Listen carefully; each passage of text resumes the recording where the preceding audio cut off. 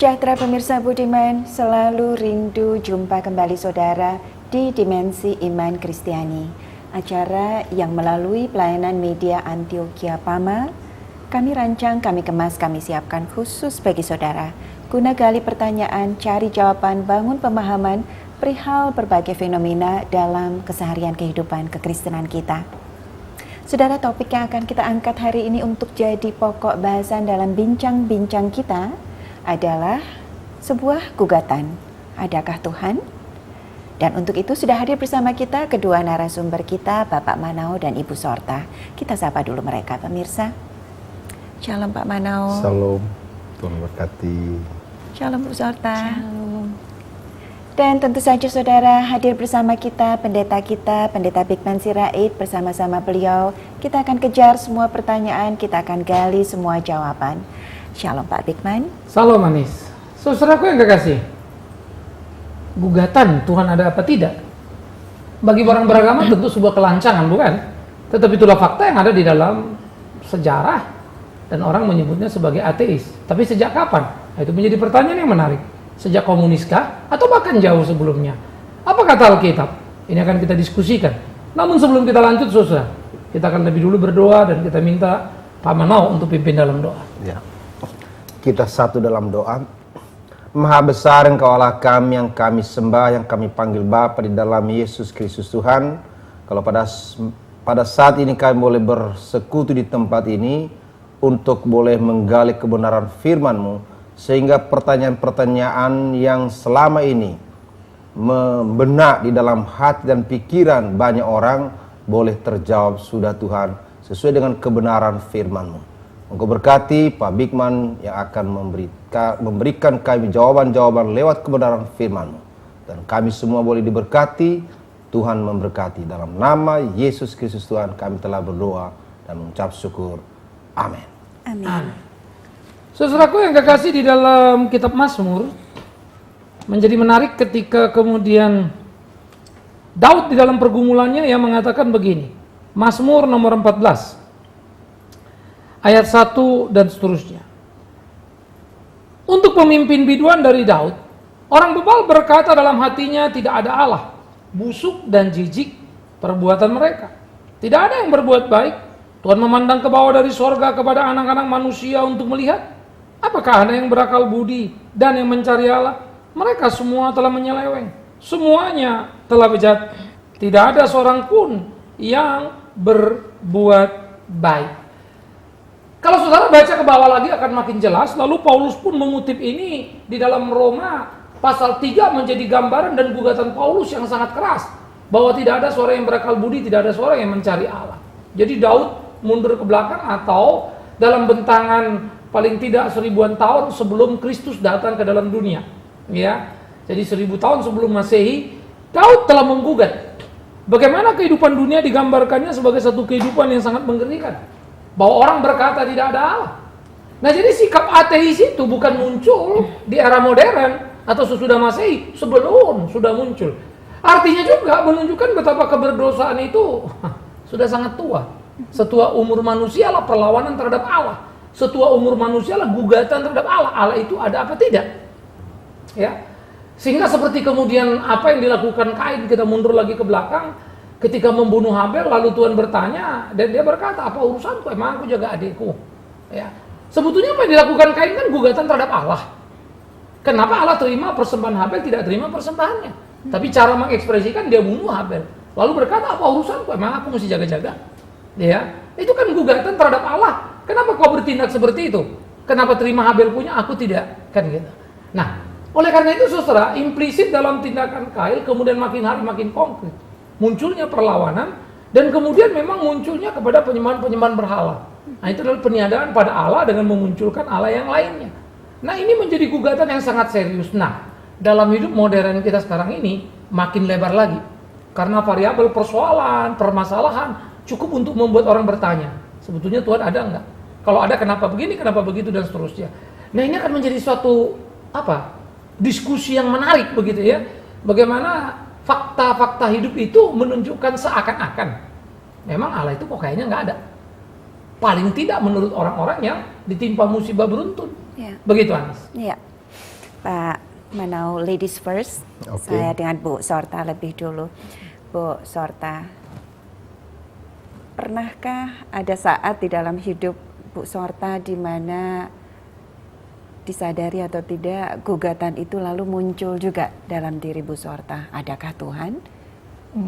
Mungkin kalau ditanyakan pengalaman diri saya mungkin tidak ya, tapi pengalaman dari teman saya yang mempertanyakan itu kepada saya, ada beberapa yang saya lihat mereka mengalami masalah dan pergumulan itu kok nggak berhenti gitu.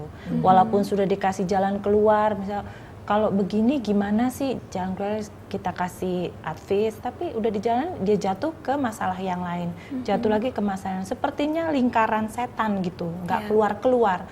Akhirnya itu menjadi pertanyaan, apakah Tuhan memang tidak ada atau tidak berpihak kepada saya? Nah, jadi itu mungkin yang bisa saya sampaikan. Kalau secara pribadi saya sendiri menyadari dan mengakui keberadaan Tuhan itu ketika saya dulu waktu saya remaja itu kan sangat ugal-ugalan gitu ya.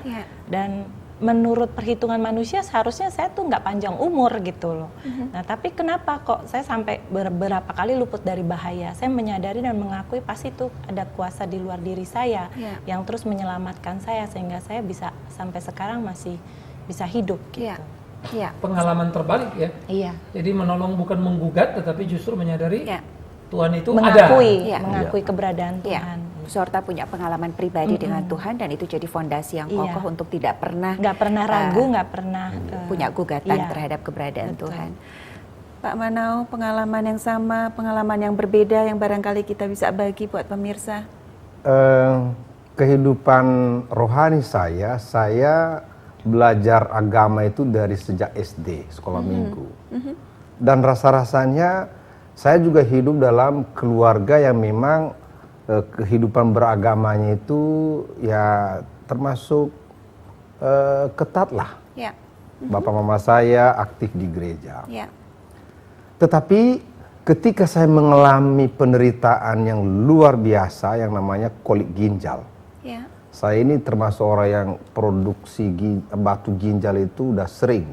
Dan kalau itu sudah kambuh itu luar biasa sakitnya sampai istilahnya itu keluar keringat jagung. Saking sakitnya. Mulai usia berapa itu Pak Manau? Saya usia tahun 92 ya, berarti usia 31 tahun. Artinya di usia itu Pak Manau sudah sangat mengenal Tuhan dan Nah, ketika sakit menderita di kampung pula, dokter terbatas, keuangan juga terbatas, selalu saya menggugat. Saya bilang, Tuhan, saya ini sudah melayani Engkau, bahkan saya ini jelek-jelek jadi ketua perwakilan YPPI di daerah Sidikalang, tapi kok saya mengalami penderitaan yang sedemikian ini. Sehingga walaupun dalam bentuk canda, saya bilang sama istri saya, Mak, ini saya sudah nggak tahan. Pokoknya titip anak-anak, besarkan anak-anak, karena saya sudah nggak tahan rasanya sakit itu. Karena saya pikir Tuhan tidak ada. Lalu dalam pertanyaannya agak kelakar, saya bilang kalau saya mati gimana Mak? Ya saya kawin lagi. Saya masih muda katanya. Wah, saya sadar. Saya bilang ini nggak boleh terjadi. Akhirnya saya bilang tidak. Tuhan tetap ada dan saya hanya berharap kepada Tuhan. Dan pertolongan Tuhan memang nyata. Setelah sekian lama saya mengalami pengobatan, saya harus dilarikan ke kota Medan dan puji Tuhan. Saya percaya bahwa kalau saja saya nggak yakin bahwa Tuhan ada seperti gugatan semula, mungkin sudah lain ceritanya sekarang. Kenapa tidak? Orang tua pegawai di mana saya bekerja di Pengadilan Negeri Sidikalang meninggal karena penyakit yang sama dengan saya. Persis sama. Dengan penderitaan. Penderitaan yang sama, cuma dia dalam usia waktu itu 62 tahun, saya usia 31 tahun. Jadi kelihatannya meninggal itu bukan karena kolik ginjal, tapi jantungnya sudah nggak kuat menahan. Saya diberi kekuatan masih oleh Tuhan sampai hari ini. Kira-kira itu pengalaman saya secara pribadi. Kita beralih ke Bapak Pendeta. Pak Bigman, apa yang dibagi oleh Pak Manau dan Bu Sorta barangkali mewakili cukup banyak pemirsa. Artinya kalau kita coba membedah ini lewat beberapa trigger, beberapa starting point sehingga kita mulai menggugat. Jika tidak menggugat Tuhan ada atau tidak, barangkali kita menggugat di mana Tuhan ketika hal-hal yang buruk terjadi pada orang-orang yang baik. Pak Bigman, di mana Tuhan ketika hal-hal yang buruk terjadi pada orang-orang baik? Ini menarik karena sangat berkaitan dengan prasoposisi kita kan. Kita membangun satu teologi Tuhan itu Maha Kuasa, betul ya? Kita membangun sebuah teologi Tuhan itu Maha Tahu. Iya. Yang repot di dalam pemahaman yang benar itu kita memberi vonis karena Dia Maha Kuasa dan Maha Tahu, pasti Dia tahu kesulitan saya. Karena Dia Maha Kuasa, Dia mesti tolong saya. Jangan lama-lama dong, kan kira-kira gitu. Kalau mau dipercaya, kalau nggak mau saya tinggalkan, kira-kira begitu. Nah oleh karena itu semua agama sama, ketika orang pergi ke dewa pun memberi sesajen, asumsinya semua sama. Nah, tinggal nanti sejauh mana dia bertahan terhadap hal itu. Lalu kemudian disinilah menjadi pergumulan yang sangat serius. Kalau kita membangun asumsi Tuhan seperti itu, lalu kita tidak ditolong, ya pasti kita bilang Tuhan nggak ada. Kecewa. Buat apa kan gitu ya. Nah sehingga pergumulan-pergumulan hidup kita dalam kasih sayang Tuhan seperti Pak Manau cerita misalnya, ada satu stimulan terhadap pengharapan untuk sembuh karena fakta yang tadi sekedar guyon misalnya, tapi ada menciptakan satu ide pikiran yang jadi berbeda. Kayak menstimulan sebuah semangat. Lalu semangat itu muncul. Lalu kita pikir-pikir lagi.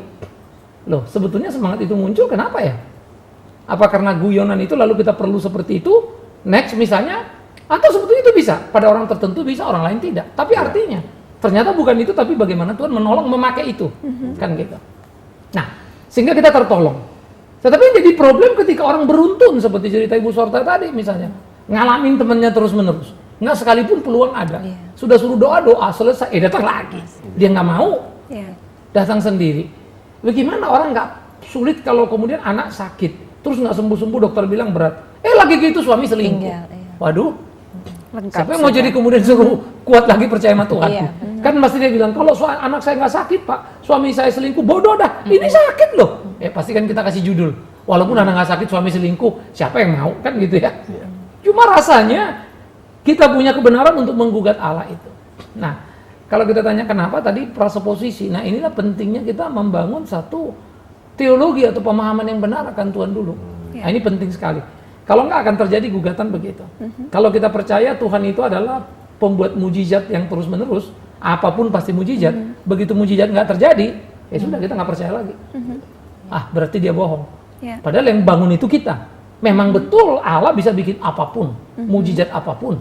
Tapi Allah tidak menjanjikan selalu apapun seperti yang kita mau. Tapi apa yang Dia mau. Nah, kan kita mesti memahami itu. Apakah bukan mujizat kalau kita sakit tapi mampu bertahan? Apa bukan mujizat kalau kita miskin tapi jujur? Apa itu bukan mujizat gitu kan? Iya toh? Apa kemudian bukan mujizat ya? Kita mestinya naik pangkat tapi disikat karena kezoliman orang lain misalnya, jadi kita nggak naik pangkat, tapi hati kita tetap terhibur. Nah, itu kan mujizat besar itu, tidak menjadi gila kita karena itu kan. Nah itu yang mestinya kita pahami dulu begitu. Ya, Pak Bigman ini barangkali menjawab sebagian dari kita yang sadar maupun tidak sadar mulai menggugat keberadaan Tuhan ketika penderitaan datang lebih seolah-olah lebih dari apa yang mampu kemudian kita tahan.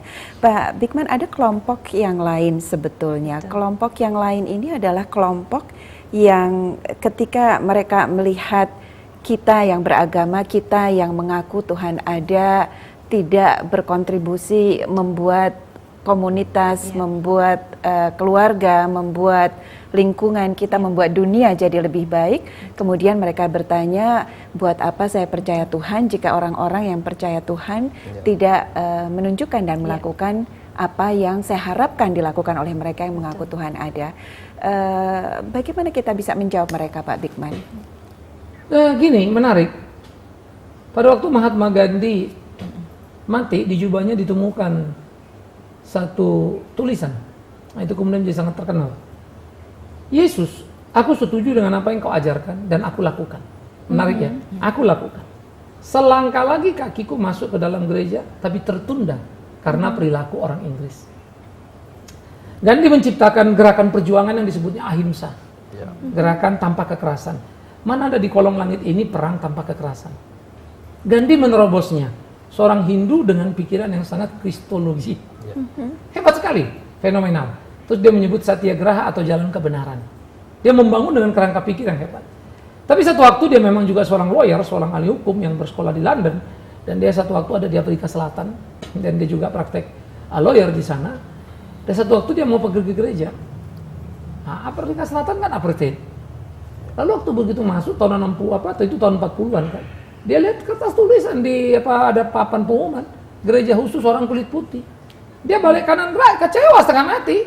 Loh, kok Alkitab beda? Nah, ini tadi. Hanya saja memang Gandhi kemudian tidak jadi ke gereja.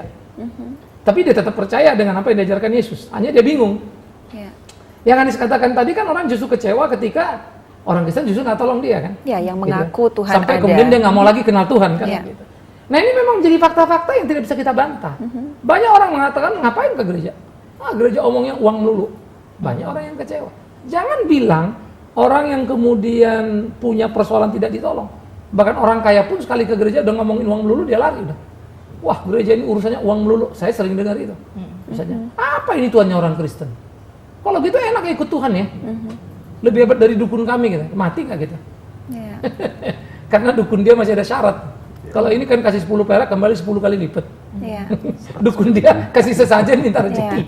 Enak bener ya orang Kristen. Lalu dia linglung lihat seperti itu. Nah, ini menjadi menarik. Tapi saya pikir ini pertanyaan bagus juga buat Pak Mano, Ibu Sorta. Dalam hidup sehari-hari kan bergaul dengan banyak orang kan gitu ya.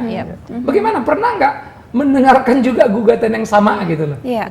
Saya sekaligus mau nitip satu pertanyaan dalam rangka itu. Lalu ketika mempertanyakan itu, munculkah kegelisahan, kenapa ya Tuhan biarkan reputasinya dirusak oleh entah gereja, entah orang-orang yang mengaku bertuhan tapi tidak berperilaku selayaknya mereka berperilaku sebagai anak-anak Tuhan.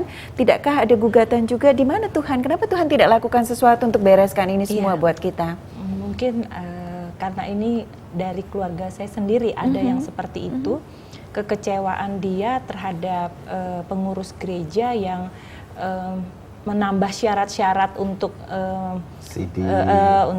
ritual-ritual agama dengan syarat harus membayar ini, membayar, akhirnya kecewa dan ketika dia sudah tertanam trauma di hatinya untuk masuk gereja, kehidupannya fine-fine aja tanpa gereja gitu loh.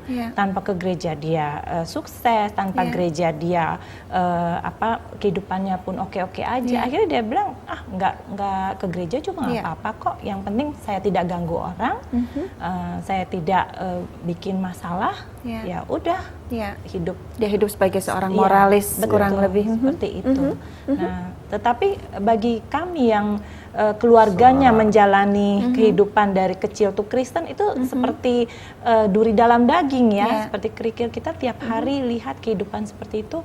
Tapi kalau kita bilang kan tidak semua, tidak semua. Ya tapi aku oke aja dengan kehidupan begini ya, jalani aja hidup kalian yang dengan iman kalian. Kalau saya begini aja sudah hidup baik-baik aja gitu. Iya. Pak Manau, ada yang mau dibagi soal itu, di mana ya Tuhan ketika reputasinya dirusak oleh mereka yang atas nama Tuhan kemudian lakukan berbagai hal yang justru menjauhkan kelompok yang lain dari Tuhan? Saya pikir ini kejadian-kejadian yang sebetulnya kasat mata dilihat. Katakanlah misalnya perseteruan di Ambon.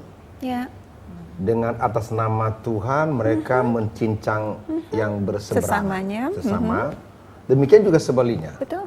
Ini memang saya pikir memang ada kesalahan yang fatal di dalam pemahaman sebagai orang yang beragama. Jadi seolah-olah bahwa karena atas nama Tuhan yang Maha Kuasa maka orang boleh melakukan apa saja. Padahal sebetulnya kalau kita kembali kepada firman Tuhan, kebebasan yang Tuhan berikan kepada kita bukan kebebasan untuk berbuat seenaknya, tapi kebebasan untuk melakukan kehendaknya. Dan saya pikir Tuhan tidak pernah memberikan kewenangan kepada kita siapapun kita untuk mencabut nyawa seseorang dengan dalih ini atas nama Tuhan. Nah, pemahaman-pemahaman seperti inilah yang menurut saya ini perlu dilempengkan, perlu diluruskan mengenai pengajaran-pengajaran yang benar.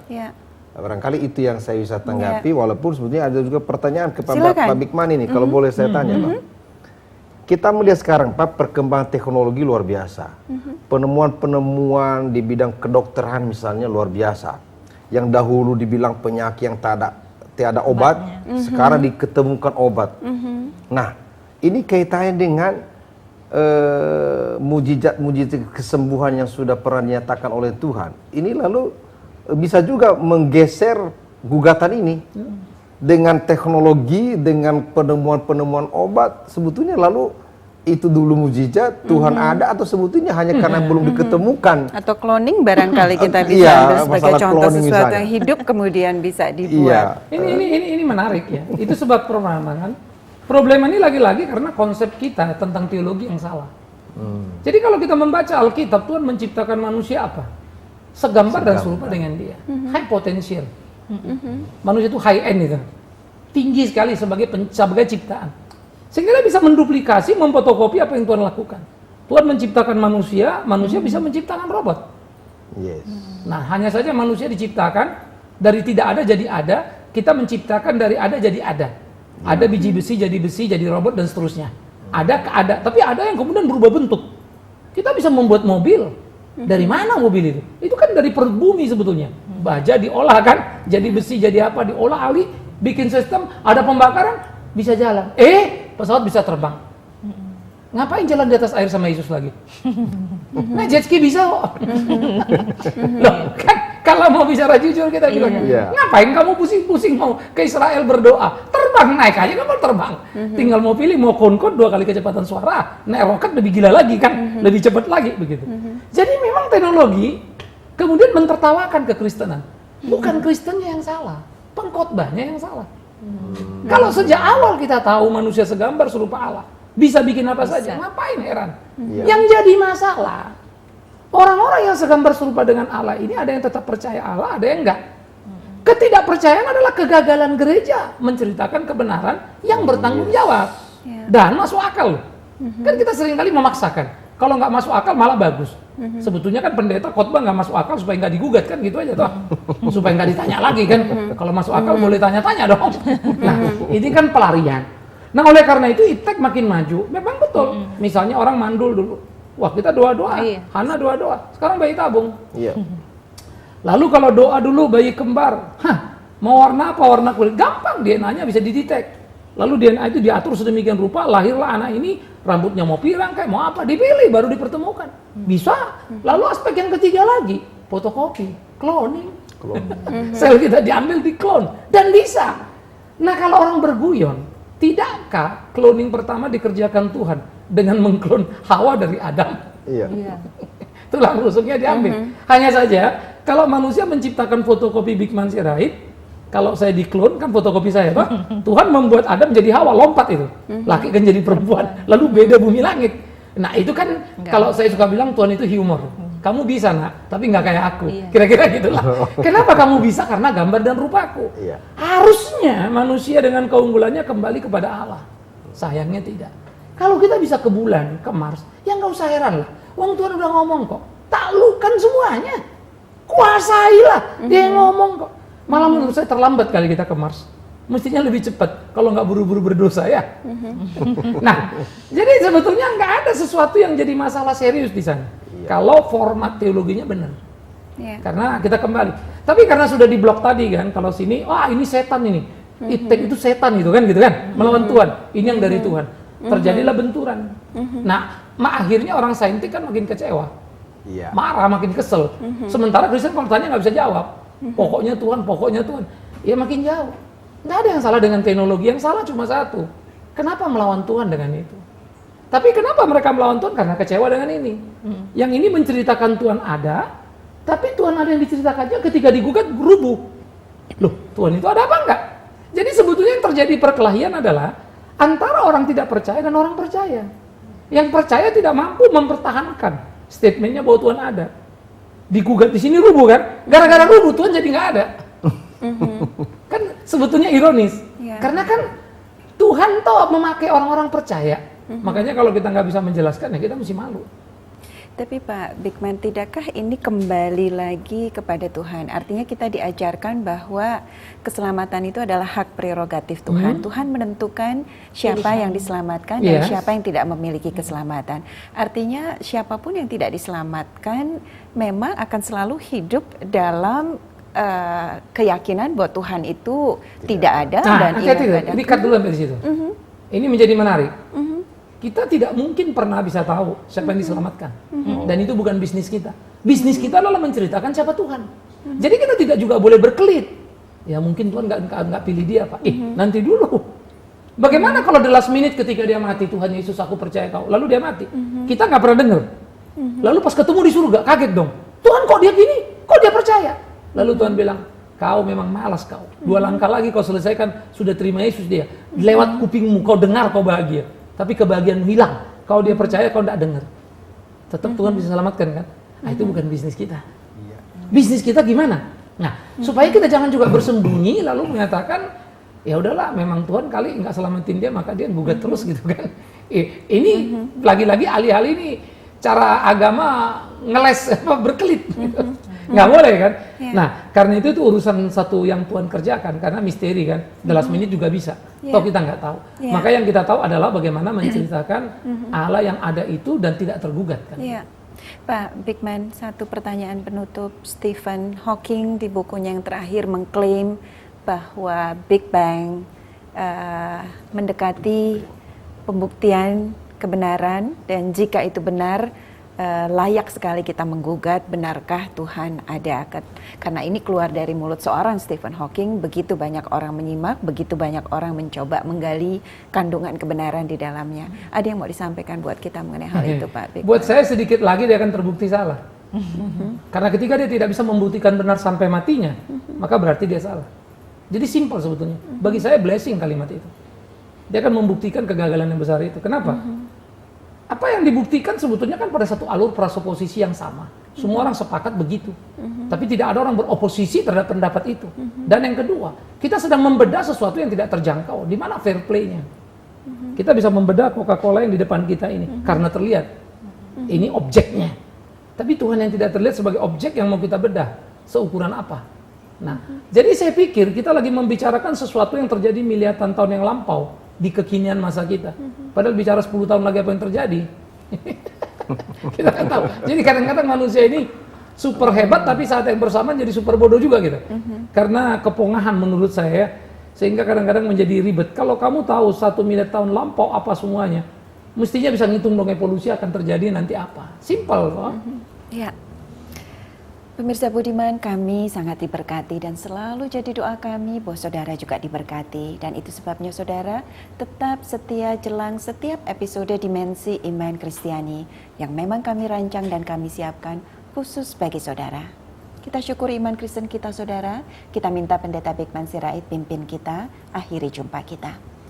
Saudara yang kekasih, ingat selalu, gugatan Allah akan muncul terus sampai kedatangan Yesus yang kedua kali. Pertanyaannya, bukan berapa banyak gugatan, tapi berapa banyak saudara bisa menjawabnya. Semoga saudara tahu, ketidakmampuan adalah keberdosaan. Karena hanya menunjukkan saudara tidak cinta pada firman. Tuhan tidak menuntut saudara pintar, hebat, luar biasa, karena dia akan memberimu hikmat. Tapi beri hatimu untuk belajar sepenuhnya, supaya kau mengerti apa yang harus. Kita berdoa, saya minta Ibu Sorta pimpin kita dalam doa. Bapa yang baik, terima kasih Tuhan, kami diberikan kesempatan untuk mengerti lebih jauh, lebih dalam lagi tentang keberadaan Tuhan di dalam kehidupan kami di bumi ini Tuhan. Bahwa kami tercipta oleh karena Engkau mengasihi kami dan Engkau punya rencana indah buat setiap kami.